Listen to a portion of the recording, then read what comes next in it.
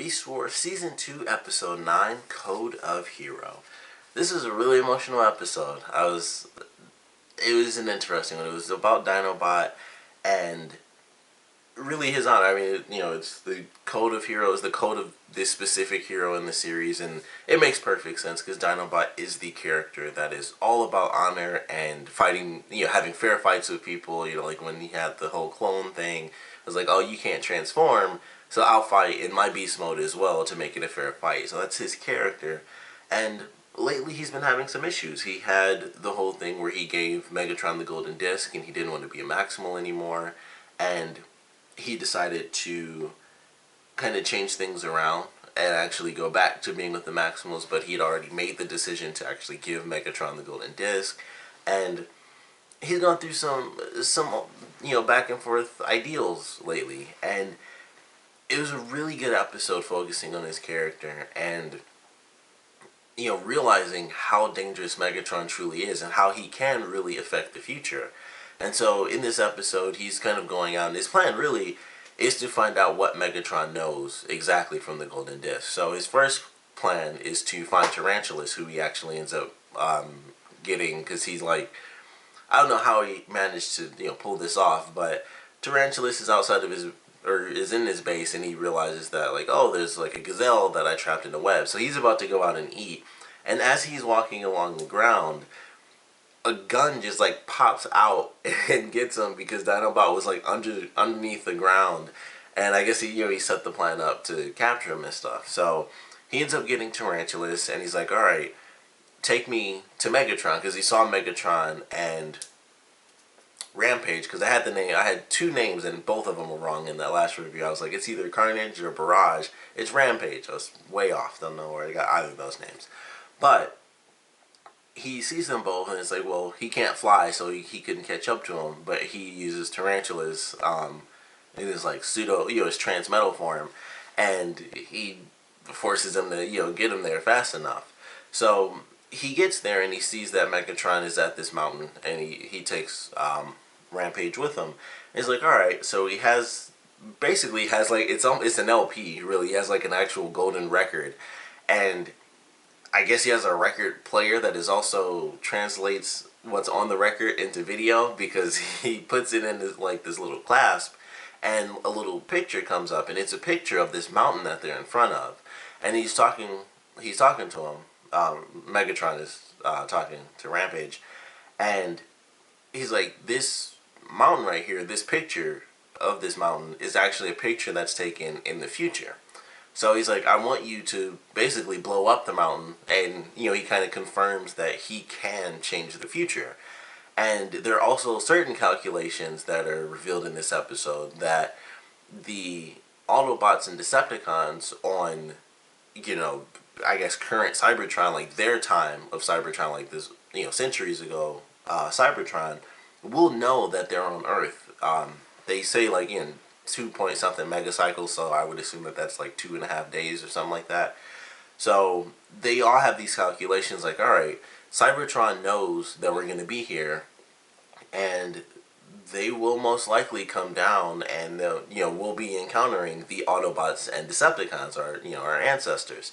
So Megatron's plan is to kind of change everything and change to the future and say like, okay, well, this is the reason that the Decepticons lost, so this is how we're going to win. And his main reasoning for how the Decepticons lost was the interference of humans. So he finds out that there's a specific valley where it has basically Neanderthals, and we see them early on in the episode, and they do this, it's kind of a comparison, it's like bookends for the episode that kind of show the evolution of man, early evolution. And it starts off simple. We have like these Neanderthals. At first, I thought they were just really bad looking monkeys. I was like, man, the CG is normally really good. And I was like, these monkeys look like really human. And I was like, I hope, because when I was looking, I was like, because they don't sound like monkeys either. They sound like people just screaming like, ah, and stuff, because a snake attacks them and they freak out. So I was like, I think these are supposed to be humans. That when I first saw them, though, I just assumed that they were supposed to be monkeys. But it was like, okay, they're supposed to be, early humans. And so early on in this episode, they get attacked by a snake. It's like the opening to the episode. It's just they're in nature, just standing around, they get attacked by a snake and they freak out and run. And so they're in this valley, and that's where humans basically evolve from, is this specific valley. And so Megatron, knowing that, decides we're going to get rid of humans. If we get rid of them, then they won't be able to aid the Autobots against the Decepticons. So he brings all of the Predacons to his location. So everyone goes there, like every single person is there. Tarantulas actually gets knocked out because he tries to, take out Dinobot. And Dinobot just shoots a rock behind him, and then it just crushes him. So he's out of the rest of the episode. Dinobot calls in help, but he's really far away. Like everyone, like every single character is at the base, and he's like, it's some new code. It's like Code Red, Extreme Emergency, or something like that. They always drop a bunch of different codes, but it's basically one of the worst. It's one of the worst. Only one I can remember is Code Zero, which means basically get the heck out of the base. That's the only one they repeat that I remember. Everything else they only say once, and it's like, that seems like the exact same situation. It's a bunch of Predacons, and this is bad, but it's always a different code. So the Maximals are headed towards Dinobot, and Optimus tells them, like, alright, we're on our way. Basically, stand down until we get there. And Dinobot, going through this process of who he is and what he wants and where his honor is and has gone and where it can come from again, he decides that he can't wait for them and that he has to fight against all of the Predacons, because if he waits, then they will destroy this valley and they will change the future. They'll wipe out all humans on the entire planet, and or early versions of humans on the planet, which will stop humans from even existing.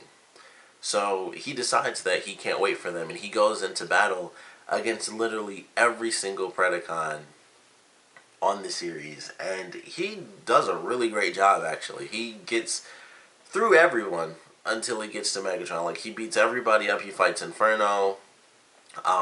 He's the first person that he fights, because he basically killed him. Like, I say that all the time, they should be dead, but he attacked him like the Texas Chainsaw Massacre. Like, it was like because his blade spins, so it's kind of like a chainsaw, and he hit him in the shoulder. And I thought it was just spinning, and then I realized, oh, this is actually going, like, from his neck, like, down into his torso. And I was like, he's basically, like, just chainsawing this guy like, a horror movie or something. I was like, wow, he's really messing him up. So he gets hit, like, he's beating him up, and then Black Arachne is there, and she turns around, and so she starts shooting at Dinobot. And so he gets hit a couple of times, and then he grabs Inferno to use as a shield, and then he lifts his arm up, because he knocked Inferno, like, he was messed up. So he uses his gun to take down Black Arachnia, and then he points the gun back at Inferno's head, because he's not completely unconscious, he's just weak. And he, like, blows his head off and sends it, like, flying into the air, and that's what lets Megatron know that things are a little crazy. So he does that and takes them down. Then he beats up Waspinator, and then he has to fight against Quickstrike. He's, like, the last person, the sub-boss before, he gets to Megatron. And he's pretty weakened at this point, and he continues to fight, and he's so weak at this point, like, his systems come on, and it's like, alright, you're about to go into stasis lock because you're too damaged. And so he decides to override it, and he has, like, 95% of his energy has been used up. And so he overrides it, and when he gets to Quick Strike, he can't even use his laser beams because he's so wounded. He has so little energy that everything is basically going to keeping him, standing up and functioning. So, he charges at Quick Strike, and he still manages to take him down. He basically, like, hits him, and then he lifts him up and just slams him on his head. So he beats all these people, and then he gets to Megatron, and Megatron, he's like the final person, and he's basically the toughest too. So he has very little energy. He has to go up against Megatron, and Megatron, being Megatron, of course, he decides that he's going to use one of the early humans as a way to kind of keep Dinobot at bay. That doesn't exactly work, and Dinobot does end up saving the person, but it doesn't exactly work, and so Megatron's plan pretty much fails, and he ends up fighting with Dinobot. And he knocks him down, and he's like, look at you, like, you don't even have any energy. And, he knocks him back, and he's like, because he also picked up a stick as a weapon, because that's all he had left. And he's like, what's a stick going to do against the Transmetal? And he's like, no, you know, you've got nothing left, so what now? And he decides that he'll improvise. And so he has this stick in his hand, and he actually slams it onto a rock. And then, even though physically, just based on physics, this shouldn't have actually worked. But he slams the stick on the rock. It's like a pointy rock, of course. And it actually pulls it out of the ground. So now he has like basically an old hatchet. And he comes at him and he knocks him down a bit. And it wounds him just enough because he had basically like laser ropes keeping the Neanderthal tied up. So Dinobot hits him, and he hits him hard enough where I guess it distracts him or something, but the ropes went away. I guess he was controlling it somehow. I assumed he wasn't at first, and then they went away automatically. So he actually knocked him down, and then he passes out. Like, he knocks him down. He actually grabs the golden disc, and he destroys it. Like, he destroys the golden disc, which, like I said, looks like an LP. Like, it looked totally different than it did before, and they even put Sounds of Earth or something like that on there, which I thought was really funny. I think that was kind of the point of the joke. It was like, look how different it is, because it totally didn't look like that before.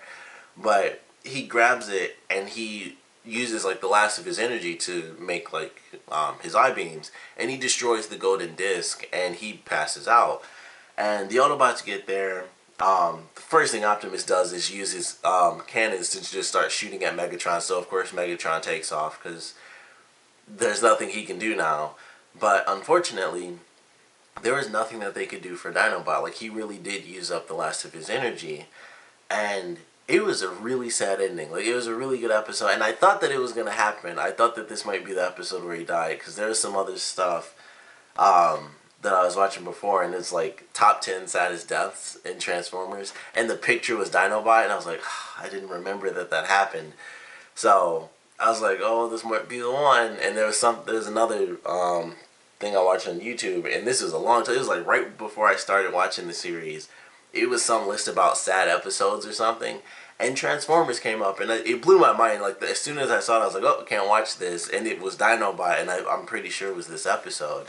And it made me cry. Like, I had a tear. I wasn't like, you know, bawling, but I definitely had a tear. I was like really sad about it, because this is technically the first actual death that they've had in this series that's really gained any sort of traction, or really had like an in-depth look at how this person has died. Because even when they had it the first time, when Tigatron was dealing with I want to say it was Snow Trapper, that was the first real use of death in the series, but it was still very quick, and it wasn't one of the main characters, and it was really meant as more of a catalyst for Tigatron and this story that, you know, ultimately went on from that, you know, opening of that episode. But this was the end, you know, the end of the episode, and, you know, they kind of have a scene early on where, you know, Dinobot and Rat Trap, they're kind of like the arguing best friends, and so they have a little argument early on in the episode where Rat Trap is like, you know, I knew you were always this, but I always figured at least I knew where you stood, you know, as far as him being a Maximal or a Predacon. And so they have a really good moment at the end, because Optimus is the first one to land, and then when Rat Trap shows up, he basically just gasps. Like, he sees him there on the ground, and he just has like a look of horror on his face. Like, his expression is just like he's, you know, wide-eyed, because he's, you know, it just messed him up a lot. And I was like, that's a really cool, it's one of those, you know, subtle things, but it was really good. And he refers to what he said early on, and he was like, you know, he says the exact same line, and then the second half is like, but at least I know where you stand now. And it was a really good ending. It was of course, it was very sad, but I like the way they did it. It was very sad because, of course, you lose the main character, and we've lost characters before, because, like I mentioned, beginning of the season, I have to assume Scorponok and Pterosaur just flat out got killed because they fell into hot lava. We recently lost Air-Razor and Tigatron. They might not exactly be dead, but they're at least gone. In some regard, they could come back.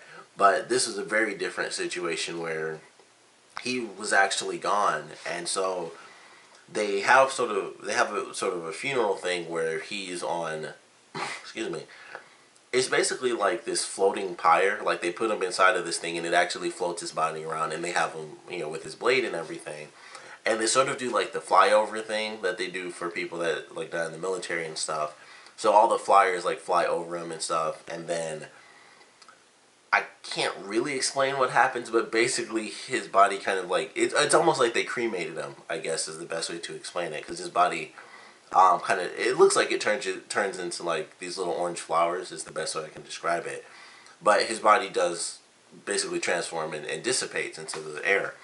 And it was just a really, it was a sad way to do it. And the way that they kind of end off the episode was almost his legacy, because him creating that stake, the Neanderthal character that was there as he was fighting Megatron realized, it saw what he'd done with that stake.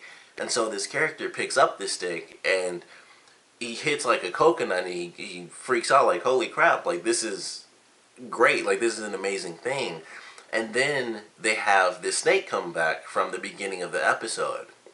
And so the snake attacks the person again, and he freaks out and he swings the stick and he hits the snake in the head and it knocks the snake out. And so he freaks out and then he's like, oh, it's not moving anymore. And he looks at the stick and then he kind of holds it up in the air and he like just screams.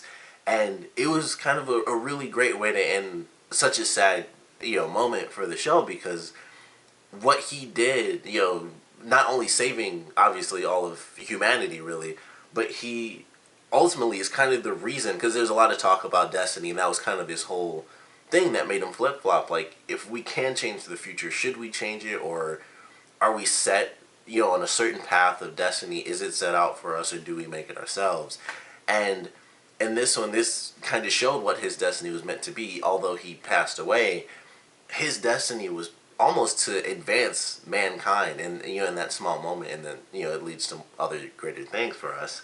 So it was a really great way to end it. Such a sad moment, but it was very bittersweet, and I really love the way they did it, where it's like, although he gave his life and it's really freaking sad, it was a really great way to end it, where his struggle to survive and save these creatures ultimately led to a huge advancement. Like, obviously it's a stick in a stone, but during that time, that's that's like creating television and stuff. So really great way to end it, and then it kind of ends on just a star shining in space. So love the episode. Of course, very sad. Like I said, it did tear me up, and I had some tears, but really good episode. Of course, love the character. Sad to see him go. Obviously, if you guys have any comments about this episode or anything Transformers, please put your comments down in the comment section below. And of course, thanks for watching.